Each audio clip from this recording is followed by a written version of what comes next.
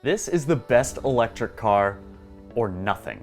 That's according to Mercedes-Benz, which is releasing its first dedicated battery electric car, the EQS. It's supposed to drive more than 400 miles per charge. It has very big screens, very big wheels, and most of the luxuries found in the Mercedes S-Class. So let's take a look. The EQS rides on a new chassis developed for the company's next generation of electric cars. EVs that use a ground-up chassis are built around the battery, which is the largest and heaviest part of the car. EVs that use existing platforms on gasoline cars are often compromised in space and in performance. This means the EQS has lots of interior room, while being several inches shorter than the regular S-Class. And no doubt, it's built to go fast. It's a Mercedes, so the EQS goes crazy with design and with tech. Using adaptive cruise control, the car will steer itself at up to 130 miles per hour.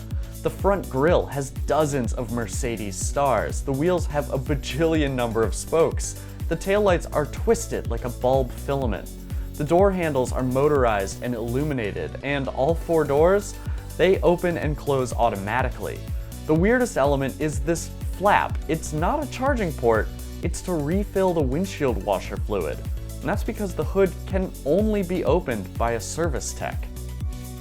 Two trims will be offered, the EQS 450 Plus and the EQS 580. The 450 is rear-wheel drive and has 329 horsepower. The 580 is all-wheel drive with 516 horsepower. Both use the same battery, rated at 108 kilowatt hours, but unlike other new EVs, the EQS uses a 400-volt system, not 800 volts. That means it will take longer to charge, but then again, all EVs take way too long to charge.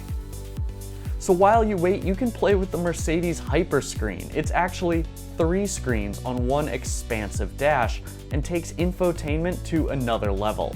The passenger has separate controls. The nav is really in-depth with 3D renderings, and it lets the driver choose how much of the battery should be depleted upon arrival to the next charging station. A lot of things animate and look crazy distracting, but the whole interior, as expected, is gorgeous.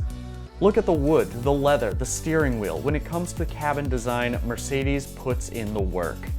This is also the first Mercedes to offer software upgrades after you purchase the car.